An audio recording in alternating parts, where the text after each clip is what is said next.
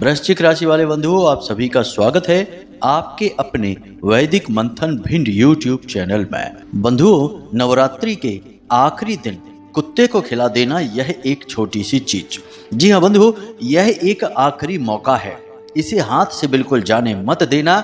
इसका दैवीय विधान और आध्यात्मिक और वैदिक महत्व बहुत ज्यादा है। यदि आप यह एक छोटी सी चीज नवरात्रि के आखिरी दिन कुत्ते को खिला देते हैं तो माता रानी आपसे इतनी प्रसन्न हो जाएंगी कि जाते जाते अपने सारे खजाने आपके लिए खोल देंगी। जी हाँ बंधुओं, कहने का मतलब यह है कि फिर माता रानी की संपूर्ण कृपा और आशीर्वाद आपको प्राप्त हो जाएगा और फिर वह होगा जो अब तक आपके जीवन में नहीं हो पाया है। जिन चीजों के लिए आप अब तक तड़प रहे हो, जो आपको अब तक मिल नहीं पाई हैं, वे सारी चीजें, सारी खुशियां आपके कदमों में आ गिरेंगी। याद रखना बंधुओं, जिन पर कृपा मात की होई तिन पर कृपा करे सब कोई। यानी कि माता रानी की कृपा एक बार यदि आपको मिलनी शुरू हो जाएगी तो उसके बाद हर एक दिव्य शक्ति आपके लिए तैयार खड़ी है, आपकी सेवा में, आपको वह सब कुछ देने के लिए जिसके लिए आप निरंतर प्रयास कर रहे हैं, निरंतर तड़प रहे हैं। बात चाहे कोई भी हो, चाहे किसी रिश्ते से आप बेहद परेशान हैं, पति पत्नी के बीच अलगाव हो गया है, आपसी प्रेम कम होता जा रहा है, या काम धंधे व्यापार की चिंताएं हद से ज्यादा बढ़ चुकी हैं, या कर्जे में डूबते जा रहे हैं, सभी समस्याओं के समाधान माता रानी की कृपा से तुरंत आपको प्राप्त होने लगेंगे। हम फिर से कहते हैं कि यह आखिरी मौका है, इसे हाथ से मत जाने देना।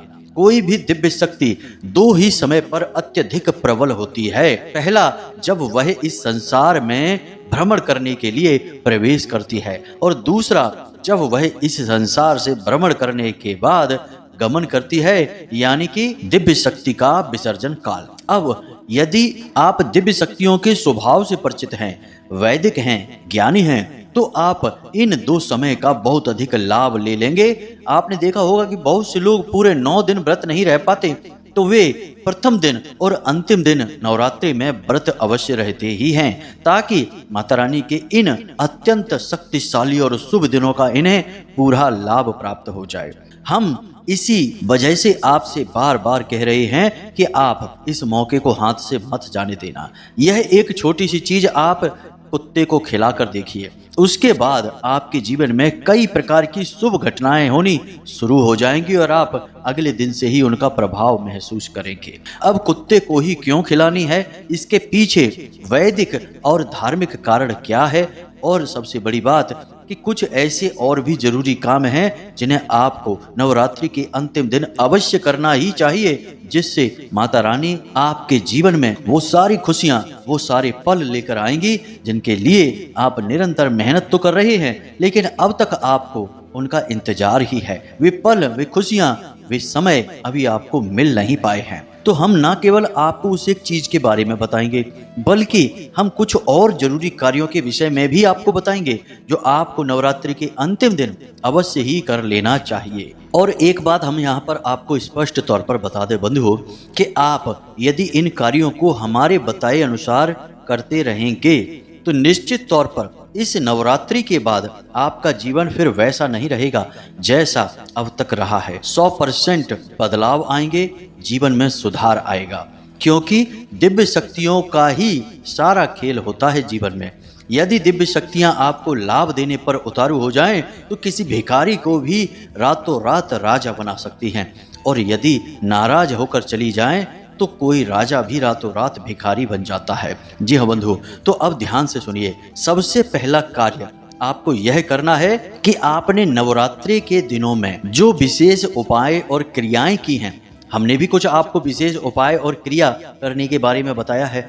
अंतिम दिन या नवरात्रि समाप्त होने के बाद उनके साथ आपको क्या करना है, इस बात का ख्याल आपको विशेष रखना है। कहीं ऐसा ना हो कि समय अधिक गुजर जाए और आपको ख्याल ही ना आए और इन चीजों से जुड़ी हुई, यानी इन क्रियाओं से जुड़ी हुई कोई वस्तु आपके घर में पड़ी रह जाए। बंधुओं, याद रखना कि जब कोई वस्तु पूजा पाठ के अपने कार्य को पूर्ण कर लेती है, उसके बाद वह दिव्य नहीं रहती, फिर वह निर्माल्य बन जाती है, और निर्माल्य में राक्षसों का वास होता है।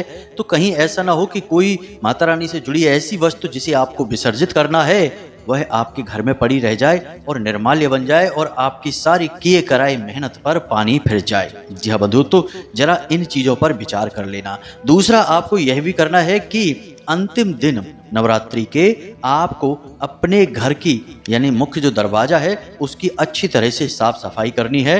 कोई कचरे का ढेर, किसी भी प्रकार का भारी कोई सामान अपने घर के दरवाजे पर ना रखें और अपने मुख्य दरवाजे के ठीक सामने अंदर कोई शीशा वगैरह ना लगाएं। जी हाँ बंधु, इनके क्या कारण हैं हम अभी आपको बताते हैं। अगर हो सके तो अपने घर के मुख्य दरवाजे पर गाय के गोबर से लीपन भी अवश्य करवा दें। अब कुछ लोग कहेंगे कि हमारे दरवाजे पर तो रोड है या हमारा घर तो पक्का है, हम कैसे कर सकते हैं। तो ज़्यादा नहीं तो थोड़ा सा एक चौक जैसा आप यानी 2 बाई 2 फुट का एक चौक गाय के गोबर से आप लीप लें। यह अत्यंत आवश्यक है बंधुओं, क्योंकि इसके साथ आपको कुछ जरूरी क्रिया हम बताएंगे जिसे करने से विशेष लाभ होंगे और माता रानी आपके घर में प्रवेश करेंगी। इसी के साथ साथ कुछ जरूरी और छोटे छोटे कार्य और भी हैं जिन्हें करना आपके लिए बेहद अनिवार्य है। उनके विषय में भी आपको हम आगे बताने जा रहे हैं और उस एक चीज के बारे में तो बताएंगे ही, शास्त्रीय और वैदिक प्रमाणों के साथ। हम कोई भी बात यूं ही हवाबाजी में नहीं कह देते हैं, आप अच्छी तरह से जानते हैं। हमारी हर एक बात के पीछे ठोस प्रमाण होते हैं, उपाय और क्रियाओं के पीछे ठोस परिणाम होते हैं, लोगों के ऊपर आजमाए हुए होते हैं, तभी हम उन्हें आपको बताते हैं। माता रानी की कृपा, उनकी अनुभूति और उनके आदेश के आधार पर। जी हाँ बंधुओं, तो अब हम अपने इस विशेष कार्यक्रम को शुरू करें जो कि आपको नवरात्रि के अंतिम दिन बहुत अच्छी तरीके से मार्गदर्शन देने वाला है। इस कार्यक्रम को आपको जरूर देखना है, अंत तक देखना है। हमारा आपसे हाथ जोड़कर निवेदन है, समझिए आपने यह कार्यक्रम देख लिया तो हमारी मेहनत सफल, माता रानी के प्रति हमारी भक्ति और समर्पण और प्रेम भी सफल हो जाएगा, क्योंकि आपके जीवन में सकारात्मकता आ जाएगी। माँ चामुंडा की दिव्य शक्ति आपके घर में हमेशा के लिए निवास कर जाएगी। तो चलिए बंधुओं, हमें उम्मीद है कि आप हमारी भावनाओं को समझ रहे हैं। कार्यक्रम में अंत तक अवश्य ठहरेंगे। आज का कार्यक्रम शुरू करते हैं, लेकिन इससे पहले हम चाहेंगे कि आप हमारी परंपरा के अनुसार माता रानी को आभार अवश्य व्यक्त करें। कमेंट बॉक्स में हाथ जोड़कर पूरे निवेदन के साथ, भाव के साथ, मन में माता रानी को याद करते हुए फिर लिखें, जय मां भद्रकाली कृपा करो। एक बार नहीं 3 बार लिखना। माता रानी निश्चित तौर पर आपके ऊपर कृपा करेंगी और शायद यह उनकी ही कृपा है कि आप इस कार्यक्रम पर आए हैं और इसे देख रहे हैं, क्योंकि यह बिल्कुल समय के अनुकूल है और आपको सर्वोत्तम मार्गदर्शन देने जा रहा है। जी हाँ बंधु, इसी के साथ साथ हमारा आपसे एक छोटा सा निवेदन और भी है कि यदि आप इस चैनल कार्यक्रम पर पहली बार आए हैं तो आप इस चैनल को सब्सक्राइब अवश्य कर लें। ऐसा करते ही आप हमारे और माता रानी के इस दिव्य परिवार के सदस्य बन जाएंगे, सीधे धाम से जुड़ जाएंगे। फिर धाम पर तो कुछ न कुछ छोटे मोटे अनुष्ठान क्रियाएं चलते ही रहते हैं, इनका सबका सीधा लाभ आपको अपने आप प्राप्त होने लगेगा। आज आप इस कार्य को करिए और कल से ही अपने जीवन में सकारात्मकता की एक लहर आप महसूस करेंगे। तो चलिए जल्दी से चैनल को सब्सक्राइब करिए, फिर आगे बढ़ते हैं। तो बंधुओं, अब ध्यान से सुनिए, हम एक एक करके आपको सारी बातें पूरे विस्तार के साथ समझाएंगे और आपको कैसे नवरात्रि के अंतिम दिन अपने जीवन में और अपने घर में माता रानी की दिव्य ऊर्जा को विराजमान कर लेना है कि वे कभी बाहर ही ना जाएं। तो अब ध्यान से सुनिए। सबसे पहला कार्य तो आपको यह करना है कि नवरात्रि के अंतिम दिन आपको अपने घर के मुख्य दरवाजे पर दोनों ओर पंचशूलक अवश्य लगाने हैं। यह तो आपको नवरात्रि के पहले दिन ही कर लेना चाहिए था, लेकिन यदि आप नहीं कर पाए हैं और हमने भी आपको इसके विषय में बताया नहीं है, शायद यह विस्मृत हो चुका है, हमारी स्मृति से जा चुका था, इसलिए नहीं बता पाया, तो अब बता रहे हैं। तो आपको अपने घर के मुख्य दरवाजे पर पंचशूलक अवश्य लगा लेने हैं। अब हो सकता है आप नहीं जानते हो कि पंचशूलक क्या होता है। तो आपने देखा होगा कि पुराने जमाने में गांव देहातों में आपने घर के मुख्य दरवाजों पर हल्दी से बने हुए हाथ के पंजों के निशान दोनों तरफ अवश्य देखे होंगे। दोनों पंजों के इस तरफ और उस तरफ, यानी दरवाजे के इस तरफ उस तरफ निशान आपने देखे होंगे। वही निशान आपको बनाने हैं। यदि आपके घर में कोई छोटी कन्या है तो सर्वोत्तम है, फिर तो उसी के हाथों से पंचशूलक लगवाइए, और यदि नहीं तो फिर घर की कोई भी महिला इस कार्य को कर सकती है। पंचशूलक से हर प्रकार की नकारात्मक ऊर्जा, का नाश हो जाता है और घर के मुख्य दरवाजे से ही हर प्रकार की नकारात्मक ऊर्जा प्रवेश करती है। यही हमारा शास्त्रीय और वैदिक विधान कहता है और कोई मार्ग नहीं है। तो यदि वहीं पर पंचशूलक लगा दिया तो वहीं पर उस नकारात्मक ऊर्जा के लिए बंधन बन जाएगा, वह अंदर प्रवेश ही नहीं कर पाएगी। दूसरा, अपने घर के मुख्य दरवाजे पर अशोक के पत्तों का, आम के पत्ते का और पीपल के पत्ते का तोरण अवश्य लगाएं। जी हाँ बंधुओं, तीनों पत्ते का एक एक करके तीनों पत्ते लगाएं क्रमबद्ध तरीके से, इनका तोरण अवश्य लगाएं और बीच में एक गेंदे का पुष्प भी लगाते जाएं। यह बहुत ही सुंदर और पूर्ण प्राकृतिक तोरण होगी, इसे अवश्य लगवा लें। अब बाजार से प्लास्टिक के फूल पत्तियों की तोरण ना ले आएं, यह बहुत ही नकारात्मक होगा, यह गलत ही करेगा। देखने में भले ही सुंदर लगे परंतु इसका उपयोग और इसके परिणाम बहुत ही घातक होंगे, नकारात्मक होंगे। तो यह आपको करना है। तीसरा, कलश स्थापन अपने घर के मुख्य दरवाजे पर अवश्य करें। जी हाँ बंधु, आपने देखा होगा कि जब भी आपके घर में कोई मेहमान आता है तो सबसे पहले उसका स्वागत पानी से ही किया जाता है, उसे पानी पीने के लिए दिया जाता है। यह तो हम आम बोलचाल की भाषा में आपको समझा रहे हैं। इसी प्रकार जब हम किसी दिव्य शक्ति को चाहते हैं कि वह हमारे घर में आए, निवास करे, विराजमान हो, तो यह उसके स्वागत के लिए होता है कलश स्थापन की प्रक्रिया। इसे आपको अवश्य करना होगा। हर एक पवित्र कार्य में भी कलश जरूर स्थापित किया जाता है। जल का भरा हुआ पात्र होता है, लोटा होता है, उसे आप जरूर स्थापित करें। तो आपको क्या करना है, कलश स्थापन के लिए सुबह सुबह, नवरात्रि के अंतिम दिन यह क्रिया करनी है। सुबह सुबह सोकर जागें, वैसे ही कोई पवित्र पात्र ले लें, कोई बड़ा, जैसे कि घड़ा ले सकते हैं या फिर कोई धातु का मटका ले सकते हैं, पीतल वगैरह का, या फिर कुछ नहीं तो एक छोटा सा लोटा, तांबे का हो, पीतल का हो, कोई दिक्कत नहीं है। एक लोटा ले लें, बस वह पवित्र होना चाहिए, आपकी रसोई में प्रयोग ना होता हो, आपके रोजमर्रा के जीवन का प्रयोग करने वाला ना हो, पूजा पाठ में ही प्रयोग किया जाने वाला लोटा होना चाहिए। आप उस लोटे को लें और उस लोटे को अच्छी तरीके से धोने मांजने के बाद उस लोटे पर चारों तरफ स्वास्तिक के निशान बनाएं, यानी 4 स्वास्तिक बनाएंगे और उसके बाद बीच में आप सिंदूर से, यानी लाल रंग के सिंदूर से एक टीका लगा देंगे स्वास्तिक के बीच में और थोड़े से काले तिल भी लगा देंगे। यह बहुत ही अनिवार्य क्रिया है, इसे ध्यान से सुनना है आपको। उसके बाद आपको उस लोटे के जो मुख होता है उसके ऊपर 7 बार लपेट देना है मौली को। जी हाँ बंधुओं, लाल रंग का धागा होता है जिसे हम मौली कहते हैं, उसे 7 बार लपेट देना है, गांठ नहीं लगाना है। और उसके बाद उस लोटे को पूरा स्वच्छ जल से भर लेना है। स्वच्छ जल से भरने के बाद उसके अंदर थोड़े से चावल, एक सिक्का अवश्य डालें और उसके बाद उसे एक कटोरी से या किसी प्लेट से ढक दें और उस प्लेट के ऊपर थोड़ा सा अनाज रख दें और उस अनाज के ऊपर एक दीपक जला दें। रखकर अनाज के ऊपर ही कोई दीपक रखें, मिट्टी का दीपक रख दें तो सर्वोत्तम रहेगा और गाय के घी से अच्छी तरह से भरकर एक बड़ा सा दीपक वहां सुबह के समय ही जला दें। इसे कलश स्थापन कहते हैं। इससे दिव्य शक्तियां बहुत जल्दी आकर्षित होती हैं। और आपने अपने घर के मुख्य दरवाजे के ठीक बाहर एक चौक तो बना ही रखा है। हमने आपसे पहले ही कहा था कि एक चौक बना ले, गाय के गोबर से लीपन करके चौकोर, और उस चौक को आटे से पूर ले। अब कहने का मतलब यह हुआ कि आटे से एक डिजाइन बनाई जाती है रंगोली जैसी, उसे चौक पूरना कहते हैं। आपको सुबह के समय उस चौक के बीचों बीच भी एक गाय के घी का दीपक जलाना है। आप चाहें तो अपने घर की मुख्य दहलीज पर भी यह चौक बना सकते हैं, बाहर सड़क पर निकल कर ना बनाएं। और आपको चौक पूरने के बाद उसके ठीक बीचों बीच भी गाय के घी का एक दीपक जलाना है। ये क्रियाएं आपको निश्चित तौर पर करनी ही करनी है। इन क्रियाओं के करने से आपका घर तैयार है माता रानी की दिव्य ऊर्जा को धारण करने के लिए पूर्ण पवित्रता के साथ। साथ ही साथ अपने घर के सभी कोनों में, सभी स्थानों पर अच्छी तरह से गंगा जल का छिड़काव भी कर लें। गंगा जल कम है तो थोड़ा सा साफ स्वच्छ जल लें और उसमें थोड़ा गंगा जल मिला लें और उसे चारों तरफ छिड़क दें। जी हाँ बंधु, इसी के साथ साथ आपको यह भी देखना है कि आपके घर के किसी कोने में, किसी स्थान पर किसी प्रकार की गंदगी ना हो, कचरा ना हो, मकड़ी के जाले ना हो और अंधेरा ना रहता हो।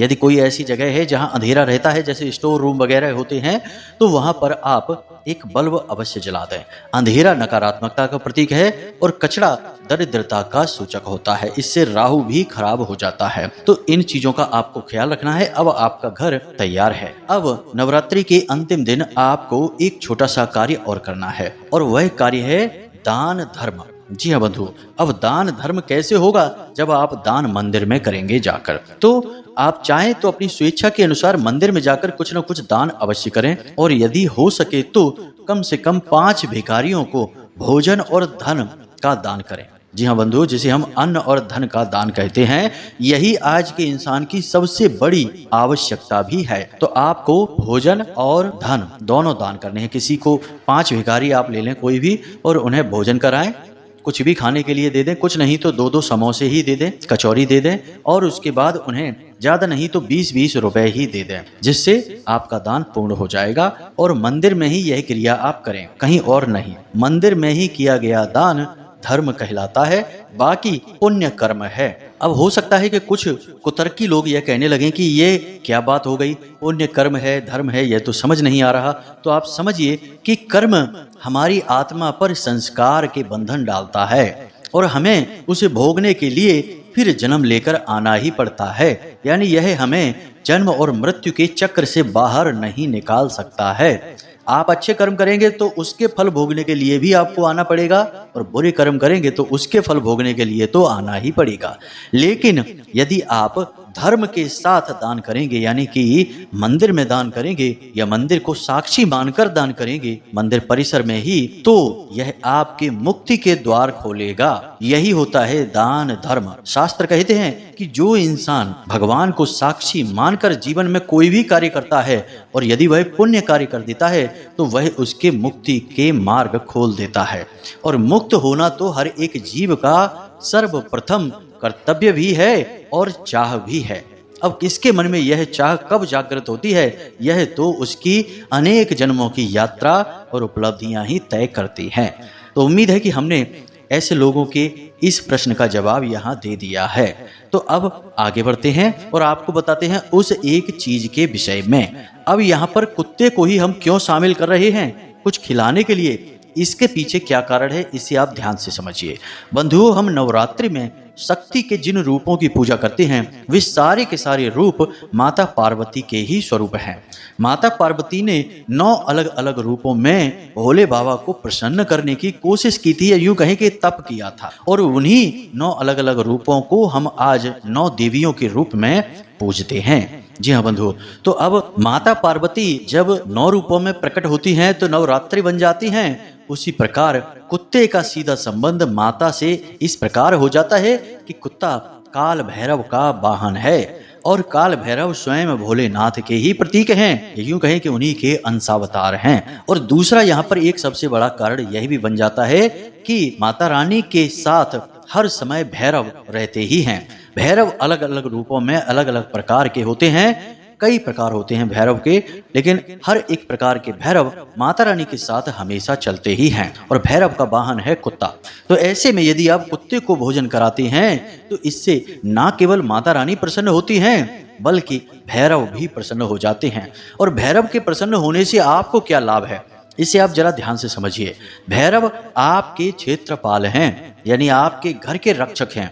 आपके आसपास के संपूर्ण क्षेत्र की रक्षा करने वाले, नकारात्मक ऊर्जाओं से, भयानक तांत्रिक क्रियाओं, जादू टोना टोटका से आपको बचाने वाले हैं। इसीलिए अक्सर आपने यह देखा होगा कि लोग कुत्ते क्यों पालते हैं। कुत्तों से तो कुछ उन्हें लाभ भी नहीं होता, जैसे भैंस और गाय पाली जिससे दूध प्राप्त हो रहा है, और अन्य जानवर पाल रहे हैं किसी न किसी विशेष लाभ से, लेकिन कुत्ता तो कुछ भी नहीं देता। फिर भी उसे क्यों पालते हैं लोग? बड़े प्रेम से रखते हैं, अपने साथ घर का सदस्य बना लेते हैं। ऐसा इसलिए है क्योंकि कहीं ना कहीं कुत्ता पालने के पीछे लोगों के मन में यह विचार रहता है कि यह उनकी रक्षा करेगा। यानी कुत्ता कौन है? उनका रक्षक है। और कुत्ता उनका रक्षक इसीलिए बनता है क्योंकि कुत्ता भैरव का सूचक है, उनका वाहन है। और भैरव कुत्ते के रूप में ही रमण करते हैं और हर एक इंसान की रक्षा करते हैं। रक्षा करने का कार्य भी भैरव का ही है। तो उम्मीद करते हैं कि यहाँ पर आपको सीधा संबंध समझ में आ गया होगा कि कुत्ते को कुछ आप खिलाएंगे तो इससे माता रानी आपसे कैसे प्रसन्न होंगी और भैरव की पूर्ण कृपा आपको कैसे प्राप्त होगी। अब शास्त्रों में तो यहाँ तक कहा गया है कि जो इंसान भैरव को नहीं पूजता, माता रानी उसकी पूजा पाठ स्वीकार ही नहीं करती हैं। चाहे कितनी ही पूजा पाठ कर लेना, आपने वैष्णो देवी की यात्रा तो की ही होगी। यदि आप वैष्णो देवी की यात्रा करते हैं तो वहाँ वैष्णो देवी मंदिर से कुछ किलोमीटर दूर भैरवनाथ का एक मंदिर है। उस मंदिर के लिए भी मान्यता यही है कि जो वैष्णो देवी माता के दर्शन करने आएगा और यदि भैरवनाथ के मंदिर में भी दर्शन करेगा भैरव के और पूजा पाठ करेगा, तभी माता के दर्शन करने का लाभ उसे प्राप्त होगा। यदि कोई ऐसा नहीं करता, केवल माता रानी के दर्शन करके वापस चला जाता है, तो उसे माता रानी के दर्शनों का कोई भी लाभ प्राप्त नहीं होगा, उल्टा उसे दोष ही लगेगा। बहुत सारे लोग ऐसे हैं जो इस मान्यता को मानते हैं तो उन्हें माता रानी के दर्शनों का लाभ भी प्राप्त होता है, और बहुत सारे ऐसे हैं जो इन बातों को नहीं मानते, खुद अपने आप में ही बहुत बुद्धिमान और होशियार बन जाते हैं। कुतर्की और मूर्ख हैं ऐसे लोग। इन लोगों के ऊपर ना तो कभी माता रानी की कृपा होती है और ना ही इनका कहीं जाना सफल होता है। बस यूं ही आनंद के और मजे के लिए ये लोग घूमते रहते हैं, दैवी कृपा तो इन्हें कभी प्राप्त नहीं होती है। तो यहाँ से आपको समझ में आ गया है कि माता रानी का भैरव से क्या नाता है और कुत्ते से भी क्या नाता है। अब यहाँ तक आपको सारी बात समझ में आ गई है, तो अब उस बात की यानी उस चीज के विषय में आपको बताने जा रहे हैं जिसे आपको नवरात्रि के अंतिम दिन कुत्ते को खिला देना है। कुत्ते का संबंध ना केवल काल भैरव से है बल्कि अन्य कई और दिव्य शक्तियों से भी है। हम समय समय पर आपको इनके विषय में बताते रहते हैं, इसीलिए अलग अलग समय और काल पर इस विषय को हम उठाते रहते हैं। जैसे पितरों का संबंध भी कुत्ते से होता है, यम का संबंध भी कुत्ते से होता है और राहु और केतु का संबंध भी कुत्ते से होता है। यानी कुत्ता कई प्रकार की दिव्य शक्तियों का सूचक माना जाता है। तो अब यहाँ तक आपको सब कुछ समझ में आ गया है। अब जल्दी से इस विधि को ध्यान से समझिए, क्योंकि यह विधि माता रानी से जुड़ी हुई है, तो उन्हीं से जुड़ी हुई चीजों को हम इस विधि में आपको बताने जा रहे हैं। ध्यान से समझना है सब कुछ, और जैसा आपको बता रहे हैं बिल्कुल वैसा ही इस विधि को प्रयोग करना है, तभी आपको पूर्ण लाभ प्राप्त होगा। तो अब इसके लिए आपको कुत्ते को खिलाने के लिए रोटी बनानी है। अब ध्यान से सुनिए, एक रोटी ही बनानी है, बड़ी सी और मोटी सी रोटी बनानी है। इस रोटी को आपको मीठा बनाना है। बाजार से आप लेकर आएंगे खांड।